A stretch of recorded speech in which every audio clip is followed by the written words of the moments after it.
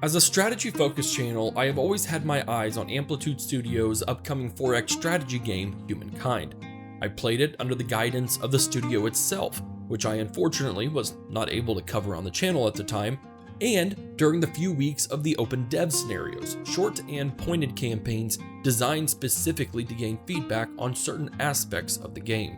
In both cases, I was either not allowed to discuss aspects of the game I played for development reasons, or a majority of features were simply not there due to the nature of the open dev campaign objectives. However, Humankind has had another open dev demo out on Google Stadia, Google's attempt at cloud gaming, this last weekend, and I thought I'd give it a try. After all, it's free, and in this scenario, you could start as the Nubians and progress through 2 of the game's eras, which is more than anyone has really played thus far.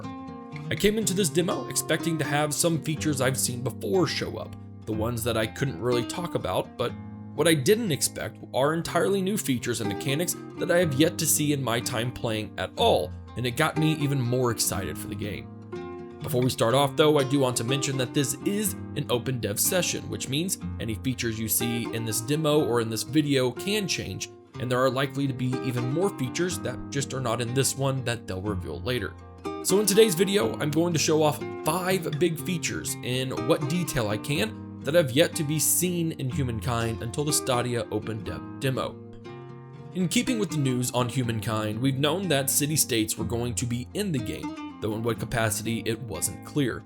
With this open dev scenario, at least some of the details are now out. City-state factions are broken up into 2 groups, Young and Zenith, which can be seen when you click on one of their armies or their cities. Any factions that are Young do not own an outpost or a city, they are essentially nomads, as you would be at the start of the game. You can gift these nomads an outpost of yours, which starts a very positive foundational relationship with that faction. A faction with the Zenith trait functions in many ways just like any other NPC faction in the game, as they own a city. They encompass an entirely claimed region, meaning you cannot place an outpost in a region where a city-state is. They'll build up extensions, they'll build on strategic and luxury resources, and even fortify their cities should they be able to do so. The other traits these city-states possess are violent or peaceful. All city-states field their own armies, and the aforementioned traits directly affect their aggression towards you, with an obviously a violent city-state attacking you on sight, while a peaceful one not willing to do so. In this open dev, their armies were only made up of scouts, so it was pretty easy to combat even basic armies from these city-states the entire time I was playing. These city-states are able to be interacted with, and there are 3 primary ways to do so. First, if you're short an army, for whatever reasons, you can rent their armies for about 20 turns. This will cost you a decent amount of gold, and as mentioned in this open dev, they were only scouts, so there was little incentive to try and utilize them as mercenaries. But hopefully in the future, they'll grow and adapt to technology and be a bit more useful. These mercenaries cannot be split nor merged with more units, which you need to keep in mind as you would need to research technology in order to use them as reinforcements. Your next interaction is to become their patron, similar in ways to how Civilization handles them. Using straight gold, you can become a patron, which they'll use to expand their buildings or even build more armies. Each city-state currently has 2 tiers of support, which allows them to field more armies on the map. The UI states that the patrons will receive benefits depending on the tiers involved, but outside of being maybe to hire more mercenaries, I saw no direct immediate benefits to becoming a patron, although multiple AI factions can patron the same city-state, and the benefits, if any, would be shared among all the factions that are patrons. Now that being said, there is an ultimate benefit to becoming a patron. Fill the patron bar up all the way, and you can pay to assimilate the people and the territory into your own empire, in which case it would become another one of your own cities without any issues. There's a little game and competition involved with this process, as during the assimilation process, another patron can out-patron you in a sense, which would stop the process. For the sake of trying out this mechanic for the video, I invested heavily into 1 or more of these city-states, dumping at least 2,000 to 3,000 gold to eventually assimilate them fully. And I can tell you that at this moment, it is in no way worth the cost, especially when it comes to the 3rd interaction, war. Of course, there is a violent method to dealing with these city-states. Since city-states are minor factions in this game and thus far no diplomacy with major factions, declaring war on them has zero negative effects and does not require an official declaration of war. You can simply just walk up to the city and start a battle. Depending on the defenses of the fortifications of the city-state, you may actually have to siege the city first and build up some siege equipment, then go to battle. No matter how you go about it, winning that battle will allow you to take over the city-state and forcefully assimilate them in that manner. This method is significantly faster and obviously cheaper, with little to zero negative effects on the city you are conquering. As the game progressed, more and more of these city-states popped up, so I imagine they might randomly keep respawning throughout the game, but again, I cannot guarantee that's how the city-state mechanic functions. I have some big opinions on them as they stand now, but I plan on doing a critique video on my time with this open dev as a separate piece, so look out for that in the future. One of the biggest features we have yet to explore until this open dev was the diplomacy mechanics, and there's a lot going on with this screen. Your main diplomacy interactions are divided into 4 tabs: Relations, Trade, Treaties, and Crisis. Relations are your more broad overview interactions, declaring surprise wars, proposing alliances, and settling peace terms and grievances in a simplified manner. This down and dirty system lets you handle diplomacy quickly, which is always a nice option to have, and I've noticed is a bit better than in previous Amplitude games. Trade is quite obviously trading of resources between the two parties. By default, only luxury resources can be traded, and we are about to get into why in a moment. With regards to the price of the resource, it's a combination of base price and the cost to transport it to your empire, meaning the further away the resource is, if transportation is by land, the more expensive it will be, exponentially so with a few of them in my time playing. Resources give you bonus. For luxury goods, it's usually a stability boost and something else boost, so they can very easily boost an empire if you have a decent amount of them. And as far as I know, trade routes do not have a time limit to them. As long as you have the positive relations with the factions you're trading with, they'll always be there.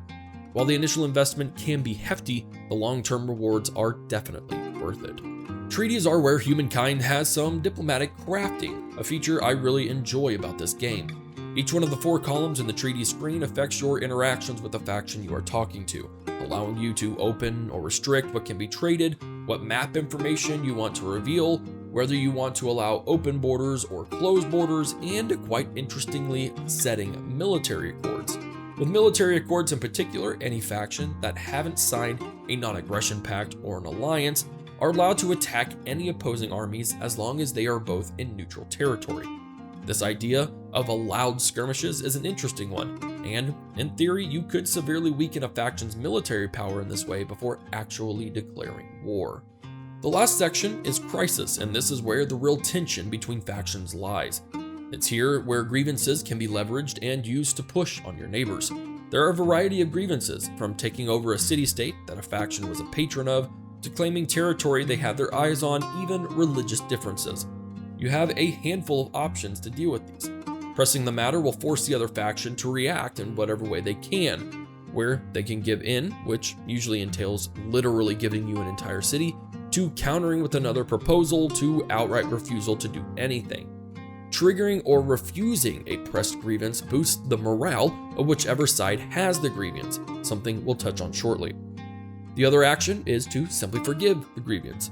This will allow the problem to just go away with thanks from the other faction. This option is quite obviously best just to keep the peace.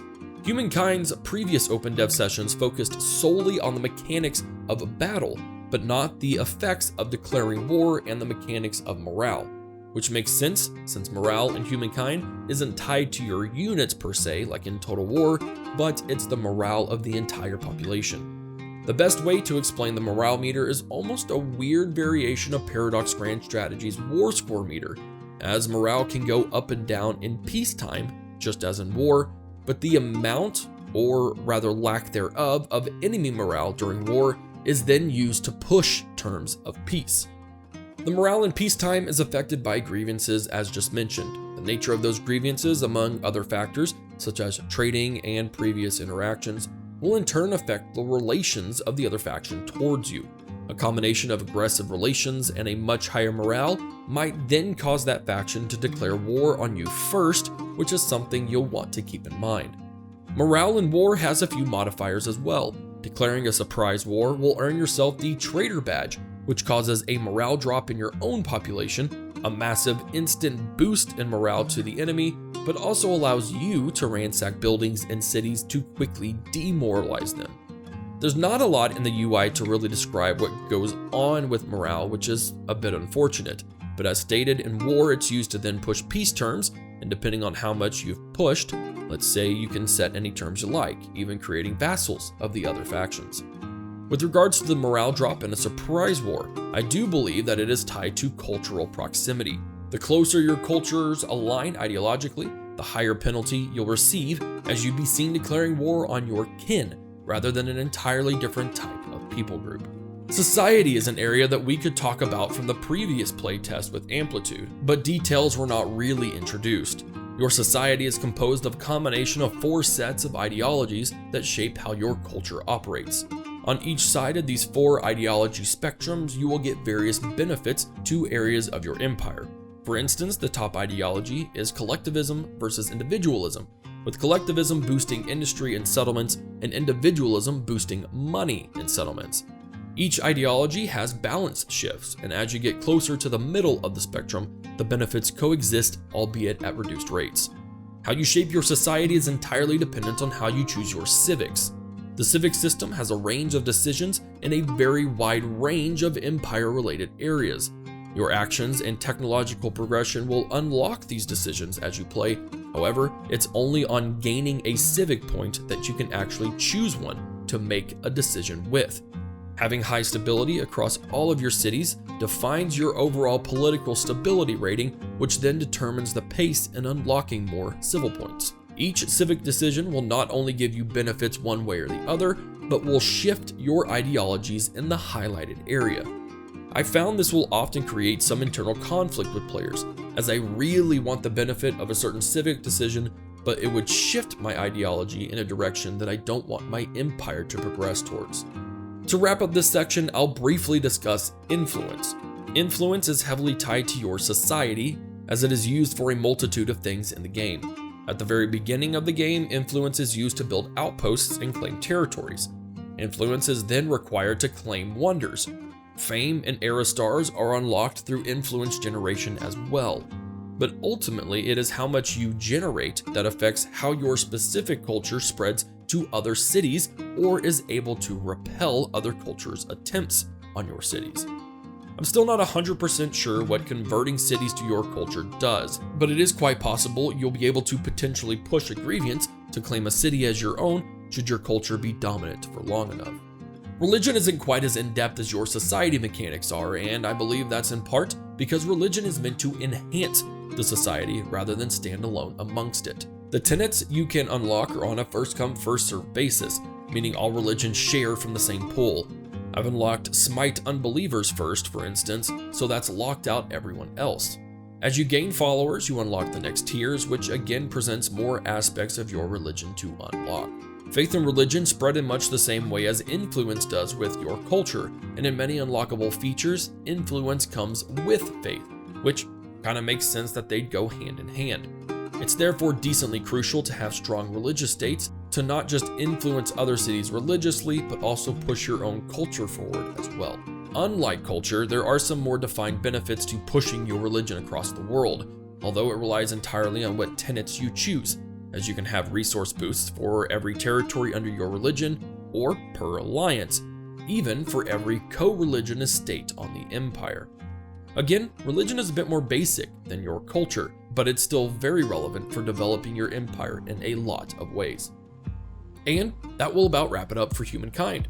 This game is steadily improving as we go along, and I for one love these open dev sessions. It gives the community at large a way to communicate accurately for better development.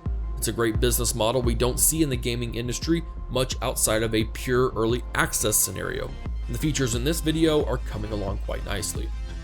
If you enjoyed this video, be sure to give it the old thumbs up. Let me know what you think about Humankind so far by commenting down below.